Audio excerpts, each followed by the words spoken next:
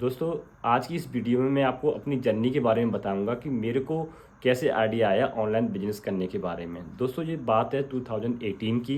2018 में मेरे को अचानक आइडिया आया कि मैं अपना बिजनेस करूंगा लेकिन अब मेरे को उस टाइम मेरे को ये नहीं था कि मेरे को बिजनेस तो करना था, लेकिन ऑनलाइन करना था या ऑफलाइन, ये इसके बारे में कुछ भी क्लियर नहीं था। तो फिर मैंने दोस्तों प्रोडक्ट रिसर्च किए कि मैं क्या प्रोडक्ट बेचूं, क्या कौन से प्रोडक्ट सेल करूं। तब मेरे को कॉस्मेटिक जो प्रोडक्ट्स होते हैं, मैंने उसके बारे में सोचा कि मैं शॉप्स अपना खोलूँगा कहीं पर भी लेकर, तो उसमें कॉस्मेटिक जो है आइटम मैं रखूँगा।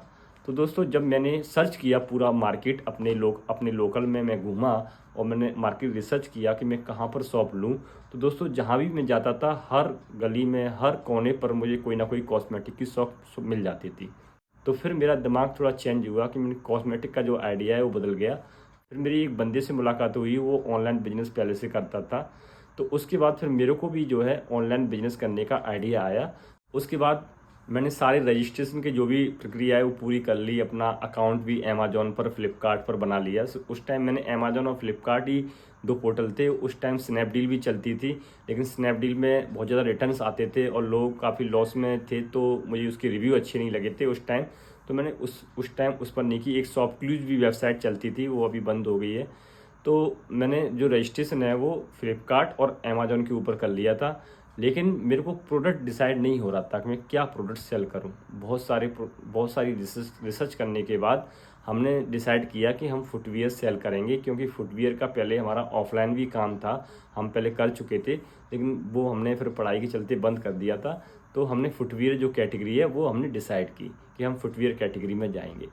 तो फुटवियर कैटेगरी में भी दोस्तों हमको बिल्कुल भी आइडिया नहीं था कि कौन से प्रोडक्ट हम सोर्स करें, कौन से प्रोडक्ट हम लेकर आएँ, कौन से प्रोडक्ट ट्रेंडिंग में, नो आइडिया अबाउट दैट। तो हमने कहीं से पता करके अपने ही लोकल में कुछ 2-4 मैन्युफैक्चरर से संपर्क किया। स्टार्टिंग में तो वो हमें माल नहीं दे रहे थे, क्योंकि हम उनसे कम क्वांटिटी में माल मांग रहे थे। 24 पीस या 24 पेयर या 48 पेयर तक का जो हमारा बजट था वो हम मांग रहे थे। तो वो हमें कोई रेस्पॉन्स नहीं कर रहा था। तो क्योंकि उन लोगों के पहले से ही बड़े बड़े ऑर्डर उनके हाथ में लगे हुए थे। फिर एक बंदे से हम टकराए, उससे हमने 10 से 12 जो है डिजाइन के अलग अलग फुटवियर जो है हमने चूज कर लिए, और उसमें 2-2 3-3 कलर हमने ले लिए। हमें ये भी नहीं आइडिया था कि भाई इसमें से कोई प्रोडक्ट हमारा चलेगा या नहीं चलेगा। तो दोस्तों, आप यकीन मानेंगे, 10 से जो 12 तरह के प्रोडक्ट लाए थे और उनमें 2-2 3 कलर के वेरिएशन भी थे, वो सारे के सारे प्रोडक्ट दोस्तों हमारे फ्लॉप हो गए। उनमें से सिर्फ एक प्रोडक्ट था जिसके 2-4 ऑर्डर आए थे, बाकी के सारे प्रोडक्ट हमारे फ्लॉप हो गए, किसी के भी ऑर्डर हमारे नहीं आते थे। तो जो एक प्रोडक्ट के हमारे 2-4 ऑर्डर आए थे, तब जब हमने उसके कुछ साइज़ कम हो गए तो हमने उस सप्लायर को, मैन्युफैक्चरर को रिपीट ऑर्डर दिया। तो फिर उसने हमारे लिए ऑर्डर तैयार नहीं किया, उसने हमें कोई रिस्पॉन्स नहीं दिया, क्योंकि हमने द्वारा उसे 16-24 जोड़ी का हमने ऑर्डर दिया था। ज़्यादा क्वांटिटी हम स्टार्टिंग में इसलिए नहीं मंगा रहे थे कि कहीं उसके ऑर्डर ना आए तो हमारा जो स्टॉक है, जो कि पहले वाला भी हमारा पूरा पैसा ब्लॉक हो रखा था, ये भी ना हो जाए। तो हम जो है कम क्वांटिटी ऑर्डर मंगा रहे थे। लेकिन हुआ क्या दोस्तों, वो जो एक प्रोडक्ट था वो हमारा चलवाजा। हमने जितनी भी स्टार्टिंग में उसकी क्वांटिटी मंगाई थी, वो उस एक डिज़ाइन की सारी हमारी डिज़ाइन उसमें से सेल आउट हो गई। अब सप्लायर जो है हमें दे नहीं रहा। फिर हम दूसरे सप्लायर से गए, भाई ये हमें फुटवियर है, सेम डिज़ाइन सेम कलर का हमें बना के दे दे, 48 जोड़ी दे दे, 96 जोड़ी दे दे। तो दोस्तों, वो बना तो देते थे, लेकिन बहुत टाइम लगाते थे। फिर आगे जाके हमने खुद की अपनी मैन्युफैक्चरिंग यूनिट खोलने का डिसीजन लिया, क्योंकि सप्लायर जो है टाइम पर हमको माल नहीं देते थे। वो जिन लोगों से पहले से उनके बिजनेस में थे कनेक्शन, उन्हीं को माल देते थे, और नए ग्राहक को जो है ज़्यादा रिस्पॉन्स नहीं करते थे। तो फिर हमने खुद की अपनी फुटवियर की मैन्युफैक्चरिंग खोली।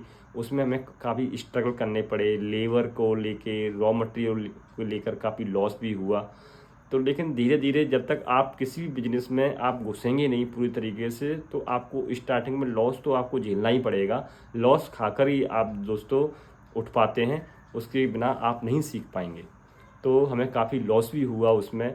लॉस होने के बाद फिर हमने अपनी फैक्ट्री के अंदर कई सारे डिज़ाइन, हम ऑनलाइन सर्च करते थे अमेजोन के ऊपर, फ्लिपकार्ट के ऊपर, कौन से प्रोडक्ट जो है बेस्ट सेलर रैंक 1 पे चल रहे हैं, उन्हीं की हम जो है फ़ोटो और डिज़ाइन निकलवा कर और उन्हीं को हम बनाते थे अपनी फैक्ट्री में, और उनको लिस्ट कर देते थे हम जैसे 10 से 5 हमने जो है बनाते थे, हर 5-6 महीने में सैंपल बनाया करते थे, उसमें से हमारा एक ना एक प्रोडक्ट जो है हमारा चल ही जाता था। तो इस तरह से दोस्तों हमने धीरे धीरे अपनी इन्वेंट्री बढ़ाई और कोविड से पहले तक हमने 200-250 पैकेट जो है हम अमेजोन और फ्लिपकार्ट पर अपना सेल कर रहे थे और काफ़ी अच्छा हमारा जो काम है वो ट्रैक पर आ गया था और हमें काफ़ी प्रॉफिट भी हो रहा था उसमें से।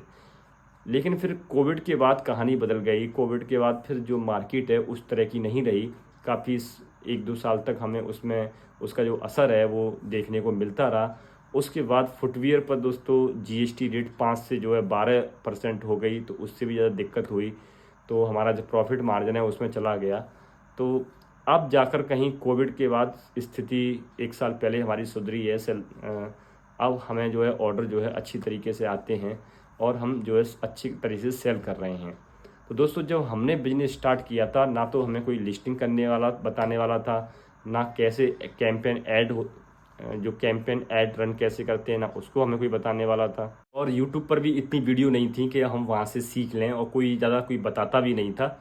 तो हमने खुद जो है उसमें लॉस करते करते सारी चीज़ें हमने सीखी हैं। स्टार्टिंग में हमें ई-कॉमर्स बिजनेस में भी लॉस हुआ, क्योंकि हमारी जो इन्वेंट्री है जो हमने स्टार्टिंग में लाए थे वो पूरी ख़राब हो गई। और कई बार हम ऐसी इन्वेंट्री ले आते थे, माल खरीद के ले आते थे जो हमारा नहीं बिकता था, तो वो फिर हमको ऐसे ही सेल में निकालना पड़ता था। कम रेट में कम प्रॉफिट में हमको वो निकालना पड़ता था। लेकिन ऑनलाइन बिजनेस में दोस्तों इतनी पावर है, यदि आपका एक आर्टिकल हिट हो गया, सिर्फ एक प्रोडक्ट आपका हिट हो गया, उस पर अच्छी रिव्यू अच्छी रेटिंग आ गई, तो आपको माल आप पुजा नहीं पाएंगे, इतने ऑर्डर आते हैं उसके। तो यहाँ पोटेंशियल ज़्यादा है। आपको पैन इंडिया से ऑर्डर आते हैं, तो यहाँ इतना पोटेंशियल है कि आप यदि ऑफलाइन में कहीं शॉप लेंगे तो इतने ऑर्डर आप शिप नहीं कर पाएंगे जितने आप वहाँ कर लेंगे।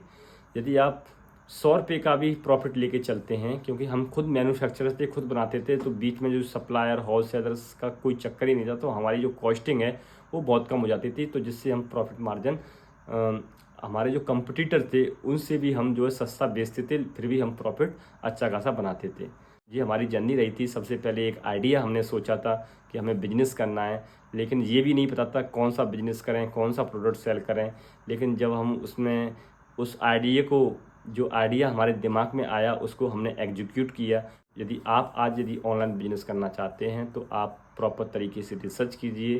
कैटेगरी आपने अगर सही चुन ली तो आपको अच्छे खासे पैसे बना के दे देगी।